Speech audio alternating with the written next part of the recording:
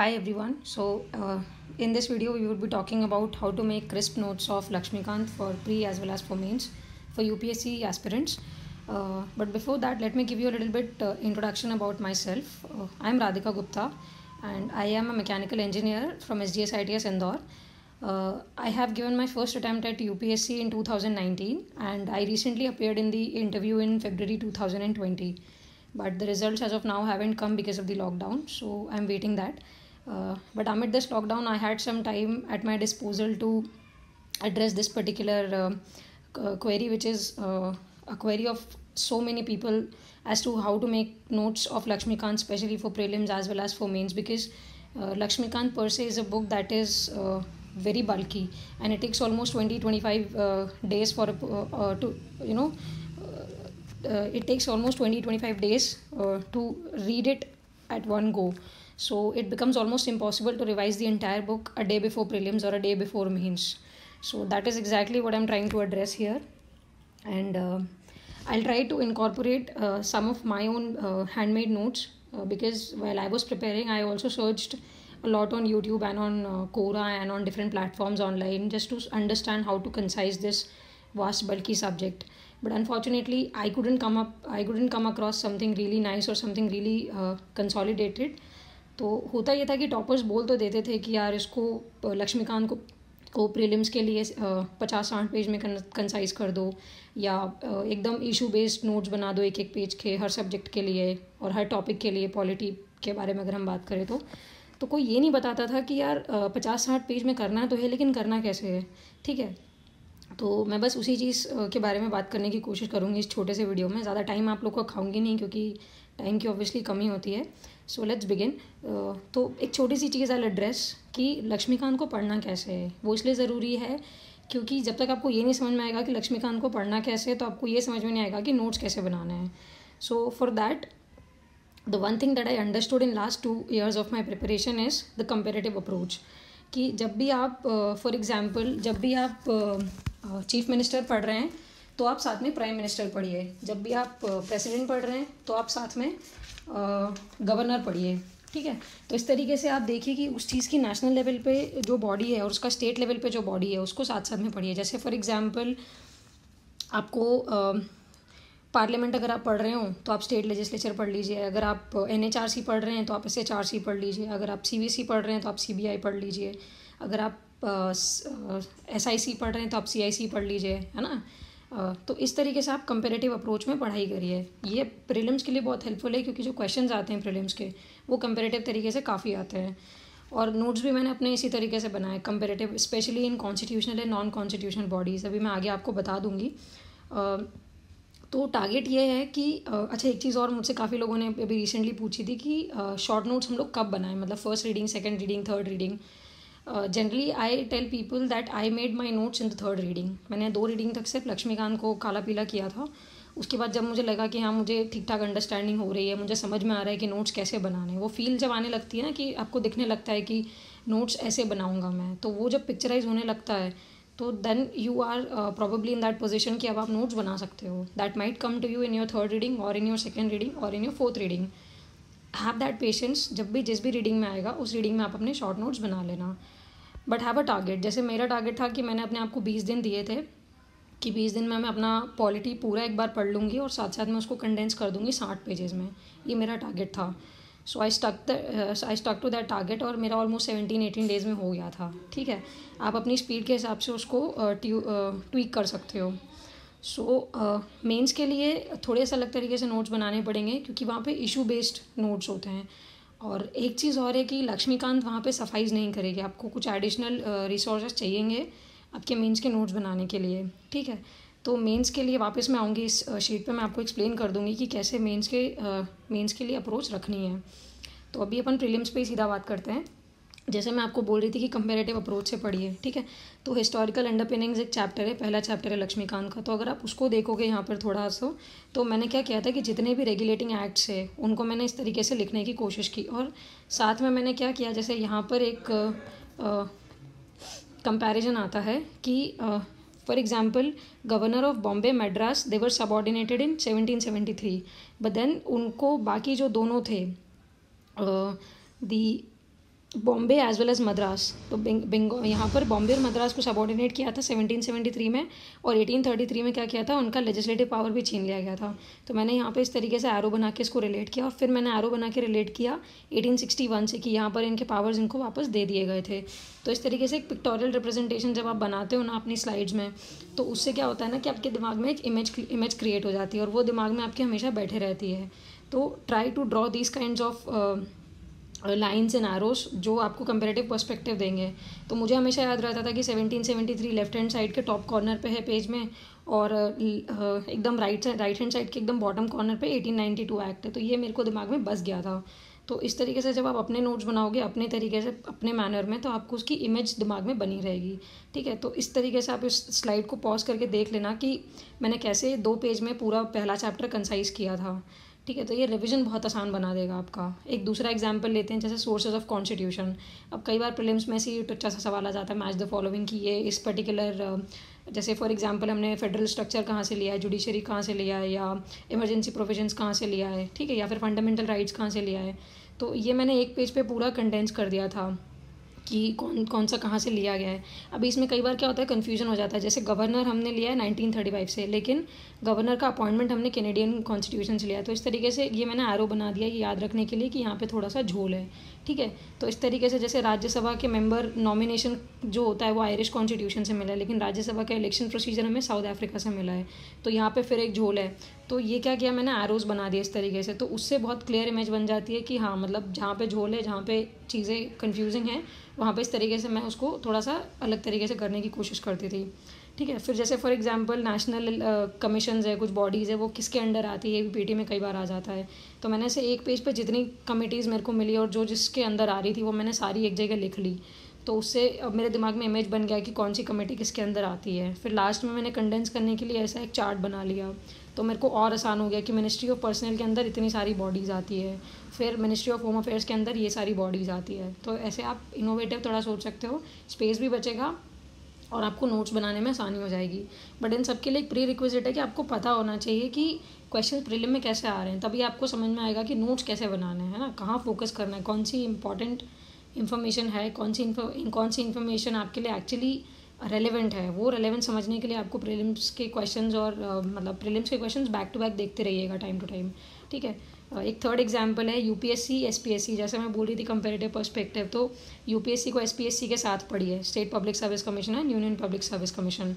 तो अभी इसमें जैसे आपको बार बार लिखने की ज़रूरत नहीं है कि फॉर एग्जांपल यहाँ पे आप बार बार मत जाइए कि उनका टेन्योर, अब जैसे टेन्योर में चेंज है, एक में 65 ईयर है, एक में 62 ईयर है, तो ऐसे हाईलाइट कर दो।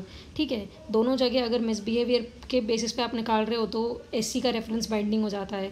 तो ये मैंने इस तरीके से पॉइंट आउट कर दिया। बाकी जो प्रोविजन सेम है वहाँ पर मैं सिर्फ ऐसे टिक लगा के छोड़ देती थी। तो बार बार आपको लिखने की ज़रूरत नहीं, और एक ही पेज पर दोनों के मैंने नोट्स बना दिया आधा आधा डिवाइड करके। I have done the same thing for a lot of non-constitutional and constitutional bodies। ठीक है, तो इस तरीके से ना बहुत छोटे पेज में 2-3 चैप्टर्स कंसाइज हो जाएंगे आपके। तो ये आप एक बारी पॉज करके देख लेना, आपको बेटर समझ में आ जाएगा। ठीक है, फिर अगला एग्जांपल है सुप्रीम कोर्ट हाई कोर्ट।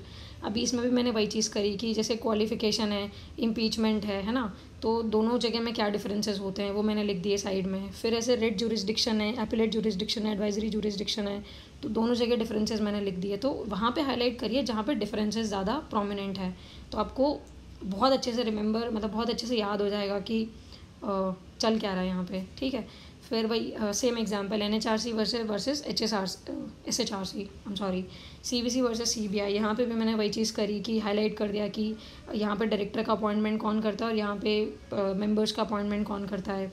ठीक है, जितना पिक्टोरियल और जितना छोटे छोटे लिखेंगे आप, जैसे आरटीआई में, आरटीआई के अंदर सीबीसी आता है, सीबीआई आरटीआई के अंदर आता है। ठीक है, तो सीधा आरटीआई लिख के छोटा सा टिक लगा के छोड़ दो, पूरा स्टेटमेंट लिखने की ज़रूरत नहीं कि आरटीआई के अंदर आता है, दैट इज़ नॉट नीडेड। ठीक है, so this is how you can condense your notes for prelims. I have condensed my own notes for prelims in 60 pages. Handwriting छोटी इसलिए हो गया, कुछ लोगों की हैंडराइटिंग बड़ी है तो थोड़ा ज़्यादा जा सकता है। पेजेस का कंस्ट्रेंट नहीं है। The thing is you should be in a position to revise the entire polity in a couple of hours और एटलीस्ट और at max a day, that should be your target. ठीक है, क्योंकि prelims के एक दिन पहले जेन्युइनली टाइम नहीं होता, आपको लगता है सब रिवाइज कर लो, और उस टाइम पे, और प्रीलिम्स ऐसा सेक्शन है जहाँ से बहुत सवाल आते हैं, तो be a little bit more passionate towards this subject, ठीक है। तो ये तो अपन ने बात कर ली प्रीलिम्स की। अभी टाइम लिमिट मैंने आपको बता दिया, ठीक है। अब मेंस की बात करते हैं। मेंस के लिए एक क्वेश्चन है कि लक्ष्मीकांत सफिशेंट है क्या? द आंसर इज़ नो, नहीं है सफिशेंट। अगर कोई कह रहा है सफिशेंट है तो फिर आई एम रियली डाउटफुल। मेरा ओपिनियन है कि बिल्कुल सफिशेंट नहीं है लक्ष्मीकांत, ठीक है। बहुत सारी चीज़ें आपको इधर उधर से रिसर्च करनी पड़ेगी, आर्टिकल पढ़ने पड़ेंगे, उससे आप अपना पॉइंट्स उठाओ मेंस के लिए। मैं आपको ब्रीफ में ये बता दूंगी कि मैंने मेंस के कैसे 1 पेज 1 इशू वाले नोट्स बनाए थे। अब मेंस को अपन 2 पार्ट में डिवाइड कर सकते हैं, static as well as dynamic. तो स्टैटिक पोर्शन में तो मेजरली आपका जो आता है वो ये सारे टॉपिक्स होते हैं, जैसे जो कि प्रीलिम्स के ही भी टॉपिक्स है। फॉर एग्जांपल प्रेसिडेंट हो गया, ऑफिस ऑफ गवर्नर हो गया, ऑफिस ऑफ प्रॉफिट हो गया, प्रेसिडेंट हो गया, सॉरी प्राइम मिनिस्टर हो गया, ठीक है, या फिर आपका जो पार्लियामेंट हो गया। All these are topics for mains also. But mains में क्या होता है कि आपको सुप्रीम कोर्ट के जजमेंट्स पे फोकस करना पड़ता है, आपको उस पर्टिकुलर ऑफिस के साथ क्या क्या इश्यूज जुड़े हुए हैं उन सब के बारे में फोकस करना होता है। तो मैंने जहाँ से अपनी पढ़ाई जिनसे सीखा था उन्होंने मुझे एक चीज़ सिखाई थी कि माइंड मैप कैसे करना है। तो मेंस के लिए मैंने हमेशा वही अप्रोच रखी है अपने हर सब्जेक्ट में, how to mind map. So whenever you come across any issue, for example अब अगर आप बहुत रिसेंट एग्जाम्पल चलो ले लो कि हम फार्मास्यूटिकल इंडस्ट्री के बारे में इतना कुछ पढ़ रहे हैं क्योंकि पेंडेमिक चल रहा है, तो पूरा का पूरा pharma sector becomes important. Now how do you understand, तो पूरा फार्मा सेक्टर खोल के देखो कि ड्रग डेवलपमेंट में क्या इशूज़ है, ठीक है, उसके बाद वैक्सीन डेवलपमेंट में क्या इश्यूज़ है, उसके बाद आपकी सप्लाई चेन्स में क्या इश्यूज़ है। सो इस तरीके से पूरा उसकी R&D नहीं हो रही तो क्या इश्यूज़ है, गवर्नमेंट उसके लिए क्या कर रही है, इंटरनेशनल बेस्ट एग्जाम्पल्स क्या है, IPR इश्यूज़ क्या हैं। तो जब आप आर्टिकल्स पढ़ते हो तो आपको इश्यूज़ दिखने लगते हैं, और जब इश्यूज़ आपको दिख रहे हैं तो उसके ऊपर आप बैठ के रिसर्च करो कि अब ये सारे इश्यूज़ है आपने लिस्ट डाउन कर लिए, उसके लिए सजेस्टेड रिफॉर्म्स क्या है, एडिटोरियल वाले क्या रिफॉर्म सजेस्ट कर रहे हैं वो एक साइड लिख लो, इंटरनेशनल बेस्ट एग्जाम्पल्स लिख लो। तो इस तरीके से आपको रिसर्च करनी पड़ेगी हर एक टॉपिक पे, ठीक है। I will go back to that same slide जिसके बारे में मैं बात कर रही थी। ये देखो, मेंस के लिए जब भी आप कोई कवर करना हो ना आपको टॉपिक, तो जैसे आपने फॉर एग्जांपल लक्ष्मीकांत से पढ़ लिया, गवर्नर पढ़ लिया, ठीक है, तो उसके बाद क्या करो कि उस टॉपिक गवर्नर के टॉपिक को, अभी मैं स्टैटिक की बात कर रही हूँ, गवर्नर के टॉपिक को गूगल करो, मतलब कि mains practice questions for governor.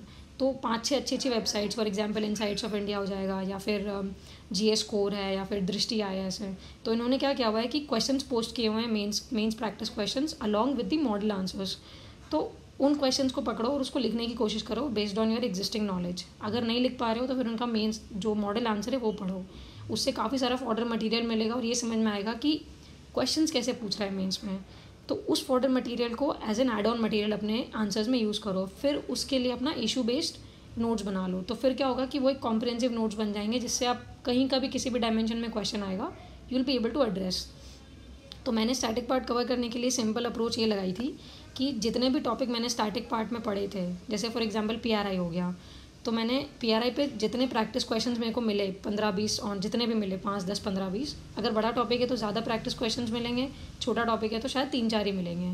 तो बेस्ड ऑन टॉपिक को आप देख लेना। तो मैं क्या करती थी कि क्वेश्चन देखती थी और फिर उसको लिखने की कोशिश करती थी और उसके बाद उसकी मॉडल आंसर पढ़ती थी। तो उस तरीके से मेरा एक पूरा टॉपिक एग्जॉस्टिवली कवर हो जाता था हर डायमेंशन में, कि जितने डायमेंशन में क्वेश्चन आ सकता है उतने डायमेंशन में मैंने लिखने की कोशिश करी है। What happens is you have so much of fodder for it, तो उसके बाद जो भी क्वेश्चन आएगा ना उस पर्टिकुलर टॉपिक से वो आपका कवर हो जाएगा। एक अप्रोच ये भी लोग बोलते हैं कि आप डेली IAS बाबा के 5 क्वेश्चन लिख लो, डेली इनसाइट्स के 10 क्वेश्चन लिख लो या 5 क्वेश्चन लिख लो। मैं पर्सनली वो चीज़ कर नहीं पाई क्योंकि मेरे साथ ये प्रॉब्लम थी कि जो टॉपिक मैंने आज पढ़ा है मैं उस पर क्वेश्चन लिखूंगी। सो मैं सर्च ही ऐसे करती थी कि आज अगर मैंने गवर्नर पढ़ा है, ऑफिस ऑफ गवर्नर प्रीलिम्स के लिए, तो रात में मैं ऑफिस ऑफ गवर्नर पे 5 क्वेश्चन लिख लूँगी। तो मेरा वो टॉपिक प्री और मेन दोनों के लिए तैयार हो गया। That is how I went about static portion in every subject, B it economy, B it history, B it geography, B it polity. मैंने वैसे ही रखा था अपने आप को, ठीक है। तो ये मैंने आपको एक्सप्लेन कर दिया। Now will talk about, I have added some snippets from my own notes just to make you understand कि मैंने अपने नोट्स कैसे बनाए थे। अब यहाँ पे मैंने मेंस के अपने नोट्स मोस्टली एवर नोट पर बनाए थे। आप कैसे भी बना सकते हो, चाहे तो एवर नोट पर बना लो, चाहे तो ऑफलाइन बना लो, उससे कोई फ़र्क नहीं पड़ता, आपको बस टॉपिक समझ में आना चाहिए, ठीक है। जैसे डेथ पेनल्टी का एग्जांपल ले लो, तो मैंने इसमें लिख लिया कि 3 सुप्रीम कोर्ट केस कौन से थे। अब वो डिपेंड करता है कि कौन सा क्वेश्चन है, उसके बेसिस पे मैं सुप्रीम कोर्ट का जजमेंट कोट करूँगी, है ना। बहुत इंपॉर्टेंट हो जाता है सुप्रीम कोर्ट का जजमेंट हो गया, या कैग की कोई रिपोर्ट हो गई, या लॉ कमीशन ने कुछ कहा है, या गवर्नमेंट ने कोई स्टेप्स लिए हैं, SDG से रिलेटेड है। तो ये सारी चीज़ें आप या तो आंसर की जो बॉडी है उसमें कोट कर सकते हो, या तो नीचे कंक्लूजन में कोट कर सकते हो, ठीक है। और डेटा से आप जनरली अपना आंसर स्टार्ट करते हो, that gives the examiner the impact और the impression that you are aware of the factual understanding of the question, ठीक है। सो जब भी किसी टॉपिक के ऊपर जाओ ना, तो पहले उस पर डेटा कलेक्ट करो, फिर उसके बारे में इशू पढ़ो कि उस पर्टिकुलर टॉपिक से रिलेटेड इशूज़ क्या हैं, चैलेंजेस क्या हैं। फिर देखो अगर कोई आर्ग्यूमेंट इन फेवर है, आर्ग्यूमेंट अगेंस्ट है, प्रोज एंड कॉन्स क्या है, वो लिस्ट डाउन करो। फिर देखो गवर्नमेंट ने उसके बारे में क्या किया है, कोई बिल आया है क्या, कोई पर्टिकुलर स्कीम है क्या। फिर देखो कि उसके बारे में सुप्रीम कोर्ट ने कुछ कहा है क्या, या कैग ने कुछ कहा है क्या, या लॉ कमीशन ने कुछ कहा है, या फिर NCRWC which is national commission for review of constitution, उसने कुछ कहा है क्या, है ना। तो इस टाइप की, या कोई कमेटी बैठी है क्या उसके बारे में, तो वो सारी चीज़ें आप देखो। फिर उसके बारे में देखो कि कोई केस स्टडी है क्या, मतलब इंटरनेशनल बेस्ट प्रैक्टिस है या नेशनल बेस्ट प्रैक्टिस है क्या, ये सारी चीज़ें देखो। अब जैसे डेथ पेनल्टी में देखोगे तो मैंने सुप्रीम कोर्ट केस लिख लिया, फिर मैंने आर्ग्यूमेंट टू अबॉलिश लिख लिया, आर्ग्यूमेंट इन फेवर लिख लिया, और कंक्लूजन लिख लिया कि भाई लॉ कमीशन ने बोला था कि सिक्वेंशली अबॉलिश कर दो, ठीक है। तो मुझे पता था कि डेथ पेनल्टी के ऊपर कोई क्वेश्चन आएगा तो मैं इस तरीके से लिख लूँगी। तो यहाँ पे तो arguments in favour, argument against है, बट यहाँ पे आप इंटरनेशनल बेस्ट प्रैक्टिसेस जोड़ लो कि कौन कौन सी ऐसी इंटरनेशनल कंट्रीज़ है जिन्होंने इसको अबॉलिश करके रखा हुआ है, कौन कौन सी कंट्रीज़ जिन्होंने इसको रिटेन करके रखा है, अगर रिटेन किया तो उनका क्या रैशनल है, और अभी उनका क्या स्टेटस है। अगर अबॉलिश कर दिया तो अब उनके बाद वहाँ पे क्या फिगर है कि क्राइम रेट डाउन हुआ है नहीं हुआ है। तो ये सारी चीज़ें जब आप एडिटोरियल पढ़ोगे ना, तो आपको इंसाइट्स मिलते जाएंगे, ठीक है। That is how you can condense your notes and you can actually assemble your notes. The next example is president, इसके बारे में हम पूरे वीडियो में ही बात कर रहे थे। अब जैसे सेपरेशन ऑफ पावर है, ये वाला क्वेश्चन पहला क्वेश्चन था इस साल, पिछले साल के मेंस में जब मैंने लिखा था, और ये क्वेश्चन फॉर्चुनेटली मैंने पूरा प्रिपेयर करके रखा हुआ था पहले से।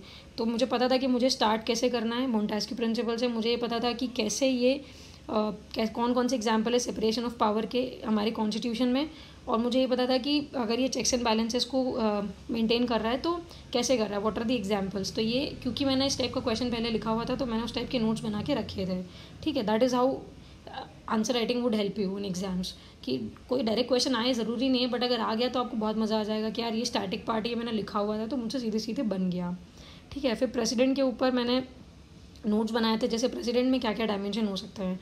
फॉर एग्जाम्पल कॉन्स्टिट्यूशनल पोजीशन है प्रेसिडेंट की, तो ये मैंने सारे आर्टिकल एक जगह लिख लिए विथ कोर्ट केसेस, कि यार अब as and when based on the need of the question मैं उसको कोट कर दूंगी। एक कहीं मुझे लाइन मिली थी कि प्रेसिडेंट रबर स्टैम्प है, तो वो मैंने ऊपर लिख ली कि यार कहीं इंट्रो में या कंक्लूजन में या क्रिटिकल पर्सपेक्टिव में लिखनी होगी तो याद आ जाएगी सीधे सीधे। फिर प्रेसिडेंशियल एक्टिविज्म एक दूसरा टॉपिक है, ये मुझे कैसे पता चला, मैंने कोई आंसर लिखा था इसके ऊपर तो मुझे पता चला। फिर पार्डनिंग पावर ऑफ प्रेसिडेंट, ये तो आप पॉलिटी में पढ़ते ही हो, तो इसमें फिर मैंने कुछ सुप्रीम कोर्ट की केसेस लिख लिए और उसमें क्या बोला है वो मैंने लिख लिया, ठीक है।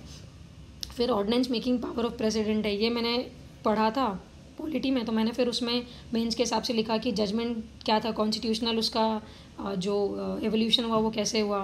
फिर argument in favour, argument against, ये लिख लिया मैंने। फिर प्रेसिडेंट रूल है ना, तो प्रेसिडेंट रूल के बारे में कुछ कोर्ट केसेस लिख लिए। प्रेसिडेंट रूल में आपको ऐड करना पड़ेगा, ये मैंने बेसिकली हैंडमेड नोट्स में लिखा था कि प्रेसिडेंट रूल के बारे में argument in favour, argument against क्या, यहाँ मैंने नहीं लिखा था, ठीक है। तो ये भी एक एग्जॉस्टिव टॉपिक है। So this is how I made my notes for mains and for prelims. I hope आप लोगों को कुछ समझ में आया होगा।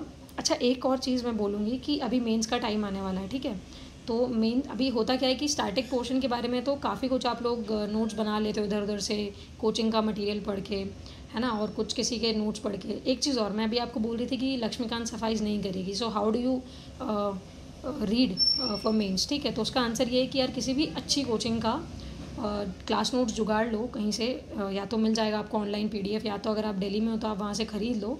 रीड दोस क्लास नोट्स। काफ़ी सारी चीज़ें ऐसी होती है जो लक्ष्मीकांत में नहीं लिखी होती, वो आपको क्लास नोट्स के थ्रू मिल जाएगी। मैंने KSG से कोचिंग की थी तो मेरे पास वो नोट्स थे, दे वर वंडरफुल, तो मैं कहीं और गई नहीं, ठीक है। और तो इस तरीके से आपका मेजरली स्टैटिक पोर्शन कवर हो जाएगा through class notes and through some research on internet. अभी बिल्स और जो लेजिस्लेशन है वो बहुत सारे आते रहते हैं, इंपॉर्टेंट होते हैं काफ़ी, तो PRS की वेबसाइट पे चले जाओ और लास्ट 1 साल का फ़िल्टर लगा के सारे बिल्स देख लो कि कौन कौन से बिल्स हैं जो काफ़ी इंपॉर्टेंट है, कौन कौन से एक्ट है जो पास हुए हैं। तो उन एक्ट्स के बारे में क्या रैशनल था उस एक्ट का, क्यों उसको लाया गया था, क्या उसके प्रोविजंस है, और उस प्रोविजंस के क्या क्रिटिसिज्म है ना, मेजरली। तो वो क्रिटिसिज्म आप याद करो, और फिर अगर उसके बारे में 2-3 आर्टिकल पढ़ लोगे ना तो काफ़ी एग्जॉस्टिवली समझ में आ जाएगा कि ऑथर इसको क्यों क्रिटिसाइज़ कर रहा है और ऑथर क्या सजेशन दे रहा है इसके बारे में. So the best way to understand polity and economy is by reading articles. मैं जब भी किसी चीज़ के बारे में माइंड मैपिंग करने की कोशिश करती थी, किसी भी टॉपिक के बारे में, तो I use to make sure that if I am reading material from some coaching का page, I would also read a couple of articles from the Hindu and Indian Express. तो मैं सर्च ही करती थी कि गवर्नर के बारे में कोई रीसेंट आर्टिकल है क्या हिंदू का, क्योंकि वहाँ पे क्या होता है ना कि बहुत अच्छे कई बार सजेशंस मिल जाती, बहुत अच्छी कई बार लाइंस मिल जाती जो आप सीधे अपनी इंट्रो या कंक्लूजन में लिख सकते हो. You might not find that those kinds of lines और impactful statements on the coaching portfolio और ऑन द कोचिंग वेबसाइट की कोचिंग वेबसाइट्स. ठीक है, वहाँ आपको शायद वो चीज़ ना मिले, बट आर्टिकल्स में कई बार वो बहुत ब्यूटीफुली पुट अप कर देते हैं लाइंस, तो वहाँ से आप पिक कर लो उसको. एक और एडवाइस है मेंस वाले टाइम पे कि one thing that I did was to not miss out on something. मैंने क्या किया कि जो मेरे पास करंट अफेयर्स की मैगजीन थी जो मैंने लास्ट 1 साल में पढ़ी थी, तो उसको मैंने स्किम किया, उसके इंडेक्सेस को, सारे 12 महीने की जो मैगजीन्स मैंने पढ़ी थी उसके इंडेक्सेस मैंने उठाए, और उस इंडेक्स में मैंने देखा कि कौन कौन से मेंस वाले टॉपिक्स है. वो मुझे पता थे क्योंकि मैंने पूरा साल भर वो रिलीजियसली पढ़ी थी करंट अफेयर्स. तो वो जो इश्यूज़ थे, मेजरली जो करंट इश्यूज़ थे जो मैंने इधर उधर से नहीं कवर किए थे, उनका मैंने 1 पेज वाला नोट्स बना लिया. For example efficacy of parliament. Last time बहुत न्यूज़ में था कि यार हमारा पार्लियामेंट ऐसे तो 100% से ज़्यादा एफिशिएंसी दिखा रहा है, but is it really efficient. तो उसके ऊपर मैंने पूरा 1 पेज का नोट्स बनाया था based on my current affairs magazine that I read. ठीक है, तो इस तरीके से स्किम कर लो करंट अफेयर्स मैगजीन को, और आपको कई सारे मतलब 15-20 टॉपिक्स वहाँ से मिल जाएंगे साल भर में. तो उन टॉपिक्स के 1 पेज इशू बना लो, 1 पेज इशू के नोट्स बना लो. सो if you go about it and then write a lot of questions, write a lot of test series. ठीक है, a lot of test series से मतलब है कि एक टेस्ट सीरीज लगा उसको अच्छे से लिखो. so a lot of test papers, answer writing would help you. ठीक है, that is the reason probably I could clear my mains. तो अभी मार्क्स नहीं आए तो मुझे नहीं पता है कि इसमें से कितना सही है कितना नहीं है, but you can make that conscious, you can make that decision on your own. So thank you for watching this video. अगर if there is anything that you want to is there, if there is any query, so feel free to drop by in the comment section and I'll try to address that. अभी थोड़ा lockdown है तो मेरे पास time ज़्यादा है ये सब चीज़ें एड्रेस करने का. so anyways, thank you so much, stay safe and bye.